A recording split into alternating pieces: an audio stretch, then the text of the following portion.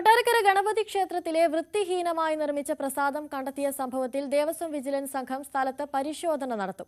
രണ്ടിടത്തായി അനധികൃത കരിപ്രസാദ നിർമ്മാണം കണ്ടെത്തിയതോടെ ബിജെപി ഹിന്ദു സംഘടനകൾ ദേവസ്വം അസിസ്റ്റന്റ് ഓഫീസറെ തടഞ്ഞുവെച്ച് പ്രതിഷേധിച്ചിരുന്നു. മേൽശാന്തിക്കെതിരെ നോട്ടീസ് നൽകുമെന്ന ഉറപ്പിന്മേലാണ് പ്രതിഷേധക്കാർ പിരിഞ്ഞുപോയത്. സംഭവത്തിൽ അന്വേഷണം നടത്തുമെന്ന് ദേവസ്വം പ്രസിഡന്റും അറിയിച്ചിരുന്നു.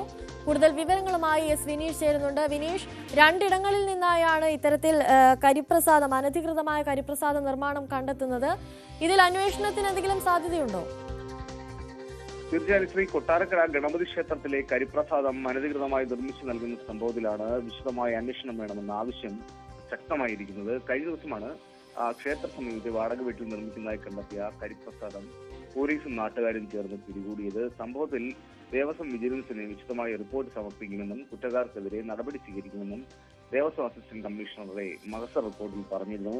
ഇതിന് പിന്നാലെയാണ് തൊട്ടടുത്ത ദിവസം, അതായത് ഇന്നലെ തന്നെ, ഈ ക്ഷേത്ര മതിൽക്കെട്ടിനുള്ളിൽ ശാന്തിമഠത്തിന്റെ മുകളിലായിട്ട് സമാനമായ രീതിയിൽ തന്നെ കരിപ്രസാദ നിർമ്മാണം വീണ്ടും കണ്ടെത്തിയത്.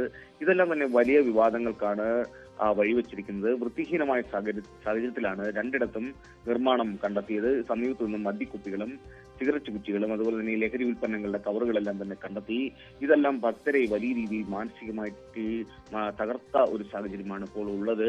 അതുപോലെ തന്നെ ഈ സംഭവവുമായി ബന്ധപ്പെട്ട് ബിജെപി ഹിന്ദു സംഘടനകൾ ദേവസ്വം അസിസ്റ്റന്റ് ഓഫീസറെ തടഞ്ഞു വെച്ച് പ്രതിഷേധിച്ച സാഹചര്യം ഉണ്ടായിരുന്നു. അതുപോലെ തന്നെ മേൽശാന്തിക്കെതിരെ നോട്ടീസ് നൽകുമെന്ന ഉറപ്പിന്മേലാണ് കഴിഞ്ഞ ദിവസം പ്രതിഷേധം അവസാനിപ്പിച്ചെന്ന് പറയാൻ കഴിയില്ല. പ്രതിഷേധക്കാർ പിരിഞ്ഞു പോയത്. ഈ ക്ഷേത്രത്തിലെ ഈ ഹോമത്തിൽ നിന്നുള്ള പ്രസാദം മാത്രമേ വിതരണം ചെയ്യൂ എന്ന് പറഞ്ഞു. അതുപോലെ തന്നെ മേൽശാന്തിക്ക് എതിരെ നോട്ടീസ് നൽകും, പുറത്തുനിന്നുള്ള പ്രസാദ നിർമ്മാണം അനുവദിക്കില്ല എന്നൊക്കെ അവർ വാക്കാൽ ഉറപ്പ് നൽകിയതുകൊണ്ടാണ് ഈ പ്രതിഷേധത്തിന് അല്പം ഒരു അയവ് വന്നത്. എന്തായാലും ഇതിന്റെ രാസപരിശോധന ഫലം നിർണായകമാണ്. ഇതിന്റെ സാമ്പിൾ പരിശോധനയ്ക്കായി അയച്ചിട്ടുണ്ട്. ഇതിൽ രാസവസ്തു കണ്ടെത്തുകയാണെങ്കിൽ വീണ്ടും പ്രതിഷേധം ശക്തമാകാൻ തന്നെയാണ് തീരുമാനം. ഹിന്ദു ഐക്യവേദികൾ അത്തരം ഒരു അറിയിപ്പാണ് നമുക്ക് നൽകിയിരിക്കുന്നത്. എന്തായാലും പ്രതിഷേധം ശക്തമായി തുടരുന്നുണ്ട്. വിനീഷ്, അതുപോലെ തന്നെ കൂടുതൽ ബിജെപി ഹിന്ദു സംഘടനകളുടെ ഭാഗത്തു നിന്നും കൂടുതൽ പ്രതിഷേധത്തിനുള്ള എന്തെങ്കിലും സാധ്യതയുണ്ടോ? തീർച്ചയായും ഉണ്ട്. അത് തന്നെയാണ് ഞാൻ ഇപ്പോൾ സൂചിപ്പിച്ചത്. ഇതിൽ രാസപരിശോധന ഫലം നിർണായകമാണ്. ഇവർ തന്നെയാണ് പരിശോധനയ്ക്കായിട്ട് അയച്ചിരിക്കുന്നത്. ബിജെപിയുടെ നേതൃത്വത്തിലാണ്. അപ്പോൾ എന്തായാലും ഇതിൽ കെമിക്കൽ സാന്നിധ്യം കണ്ടെത്തുകയാണെങ്കിൽ ഇത് വലിയ രീതിയിലുള്ള പ്രതിഷേധത്തിലേക്ക് കടക്കുന്നു. കൂടുതൽ നടപടിയിലേക്ക് നീങ്ങണമെന്നുള്ള ആവശ്യം ഉയർന്നു വരുന്നുണ്ട്. എന്തായാലും ഇത് നമ്മൾ കഴിഞ്ഞ ദിവസം തന്നെ കണ്ടതാണ്. ഈ കരി അത് എന്ത് തരത്തിലുള്ള കരിയാണെന്നാണ് വ്യക്തത വരാനുള്ളത്. ഈ കരി കലക്കി വെച്ചിരിക്കുന്നു.